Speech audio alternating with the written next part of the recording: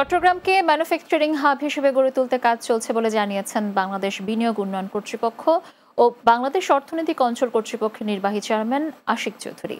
বৃহস্পতিবার বিকেলে চট্টগ্রাম নগরের সার্কিট হাউস মিলনায়তনে সংবাদ সম্মেলনে সাংবাদিকদের প্রশ্নের জবাবে এসব কথা জানান তিনি। এ সময় তার সাথে ছিলেন প্রধান উপদেষ্টার প্রেস সচিব শফিকুল আলম, ডেপুটি প্রেস সচিব আবুল কালাম আজাদ, বন্দর চেয়ারম্যান ও জেলা প্রশাসক সহ প্রশাসনের ঊর্ধ্বতন কর্মকর্তারা।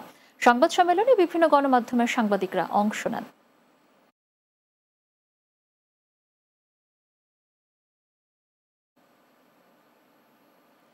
বন্দরনগরী চট্টগ্রামের বিশিষ্ট ব্যবসায়ী ও সমাজসেবক লুসাই শিপিং অ্যান্ড ট্রেডিং এর কর্ণধার শহীদুল ইসলামের মাতা পশ্চিম মাদারবাড়ির রশিদ বিল্ডিং এলাকার বাসিন্দা মরহুমা নূর জান্নাত বেগম ইন্তেকাল করেছেন। ইন্না লিল্লাহি ওয়া ইন্না ইলাইহি রাজিউন। বৃহস্পতিবার বিকেলে চট্টগ্রাম মেট্রোপলিটন হাসপাতালে তিনি শেষ নিঃশ্বাস ত্যাগ করেন। তার বয়স হয়েছিল ৭১ বছর। মরহুমা ২ ছেলে ও ১ মেয়ে সহ অনেক আত্মীয় স্বজন রেখে যান। মরহুমার নিজ বাসভবন রশিদ বিল্ডিং এলাকায় শুক্রবার বাদেশা তার প্রথম জানাজা এবং চন্দনাইশ থানার বৈলতলির জাফরাবাদ গ্রামের জালাল সওদাগর বাড়িতে দ্বিতীয় জানাজা শেষে তাকে পারিবারিক কবরস্থানে দাফন করা হয়। ব্যবসায়ী এলাকাবাসী মরহুমার রুহের মাগফিরাত কামনা করেন।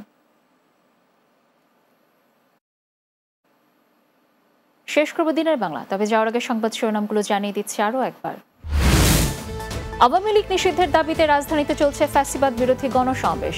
দাবি গুরুত্বের সাথে বিবেচনা করা হচ্ছে, জানালো সরকার।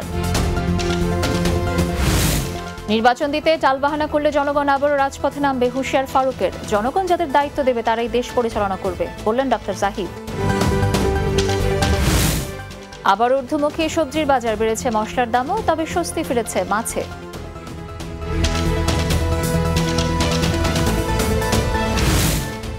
এবং রাজধানীর সড়কে দাপিয়ে বেড়াচ্ছে ব্যাটারি চালিত অটোরিকশা, বাড়ছে যানজট, ঘটছে দুর্ঘটনা। অবৈধ যানবাহন বন্ধে কঠোর পদক্ষেপ চান নগরবাসী।